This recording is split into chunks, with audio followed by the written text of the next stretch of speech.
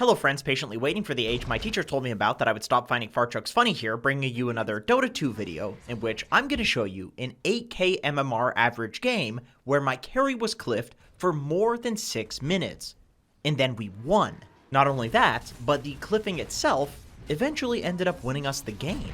To give you a bit of context, about a week ago I was playing some solo ranked and I queued into a fairly high rated game. Now normally I'm an offlane player, but as one of the lower MMRs in the game, I let my teammates have whatever roles they wanted. Unfortunately, the only role that was left was the middle lane, and this is a role that I'm very not good at, but fortunately, Zeus, the one mid laner that I can play because it's really easy, was not banned out, so I picked it.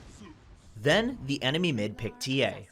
For having a Mag 5 and a Techies 4, the lanes actually went surprisingly well for us. At 10 minutes, TA was top of net worth, followed by all three of our cores. We had better late game and crappy lanes, so we were pretty happy with this. Then, as the mid game progressed and we began losing towers because none of our heroes did anything, myself and Nightstalker fell in the net worth charts and our empowered farmed troll became more and more important for us to win the game. At 18 minutes or so into the game, our Techies made his way into the enemy triangle, completely ignoring the ongoing fight that was happening at Roche. This meant that at about 20 minutes, we as a team felt really secure playing around our mines in the enemy triangle, effectively using Techies and Troll's strength to take away the most valuable and safe farm from the enemy team on the map. Unfortunately though, this also meant that at about 22 minutes, the enemy Batrider was able to easily lasso our Troll from the river to their triangle. But it was fine because Troll had Aegis, so we had plenty of time to get to him. Realizing his mistake, the enemy Batrider used Flame Break on Troll so that he could run away from him, but that Flame Break knocked Troll right onto the triangle cliff and ward spot. Earthshaker then used Fissure, Troll died, and then he respawned on the cliff. At this point, Batrider had just used Sticky Napalm, so knowing that that was on cooldown and that there wasn't an enemy ward on the cliff, Troll tried to TP out because he thought nobody could see him. But, equally tragically and hilariously, as Troll was respawning, Batrider subtly placed a sentry ward on the cliff. So, there was still lingering sentry ward vision for him to use Yule's Scepter and cancel Troll's TP. After about 30 seconds into the cliffing, Troll started screaming on his mic frantically at our entire team to please, for the love of Gaben, just buy a Force Staff so we can come get him off the cliff and we can win the game. So, as I'm walking back to Fountain after this big team fight that happened, I start clicking around to all of my allied heroes to see if anybody has a way to get our very farmed Troll off of the cliff. Magnus was a 5, so he barely had gold for anything, so that wasn't happening anytime soon. Nightstalker was just about finished his Aghanim Scepter, and wouldn't really ever build anything to help out in this situation regardless. Techies, on the other hand, had a Staff of Wizardry, and enough gold to finish a Force Staff, so he was a viable option if it wasn't for two problems. Number 1, Techies was Techies, and everyone knows if a Techies player wants to build Ags, they will build Ags. Techies players don't plan on playing Dota in the first place when they pick Techies, and that doesn't change even when their carry gets cliffed. Number 2, Techies was Jubei, so that left me. I currently had enough gold to buy either a Force Staff, save my carry and win the game, or finish my Aghanim Scepter, probably lose, but have a cool new spell to press on the enemies. So naturally, because I'm a Dota player, I finished my Aghanim Scepter.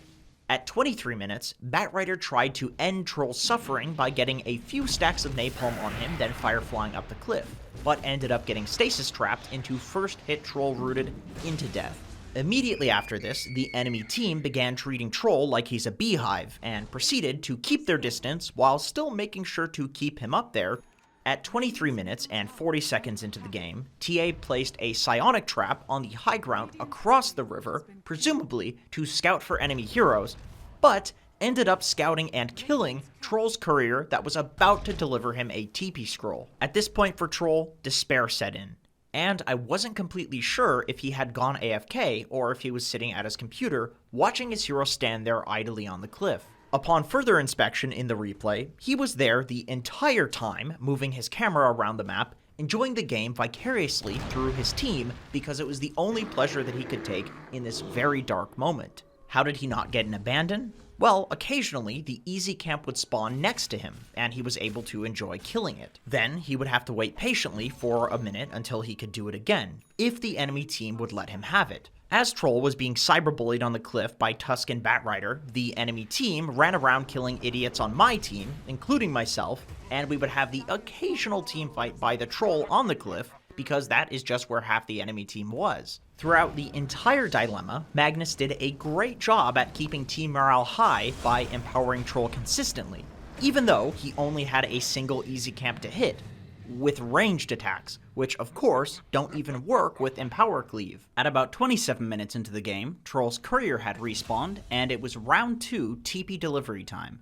Looping the courier around the long way and using the speed boost plus the shield proved effective, and Troll got his Silver Edge as well as a TP scroll delivered successfully. Knowing that Troll now had a TP scroll, the entire enemy team moved to the cliff to make sure that they cancelled his TP. Simultaneously, during this courier play, TA had a realization that although Troll is cliffed and they were running around killing us, they weren't getting any objectives. So, with 2 heroes dead, TA decided that it was now time to push high ground. But because her team wasn't anywhere near her to help since they were so occupied keeping our Troll cliffed, TA died to our high ground defense of Techies plus Zeus. Then we immediately smoked out of the base with a Force Staff on Magnus to get our Troll off the cliff. Naturally, with their strongest hero dead, the enemy team retreated to the safest place on the map that's not their base, which is the enemy triangle, where conveniently our Troll was already cliffed. Little did they know we were already smoked and running to their triangle ready to fight them. And with their TA being dead with no buyback,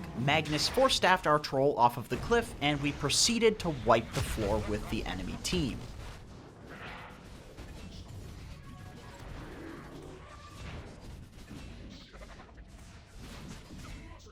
After that, on the very first jungle camp that Troll killed, take a wild guess what tier 3 neutral item dropped. Spider legs. Then, nonchalantly, not jokingly, over mic, he said, "Does anybody need these?" Totally calm, as if he wasn't just cliffed for 6 minutes straight.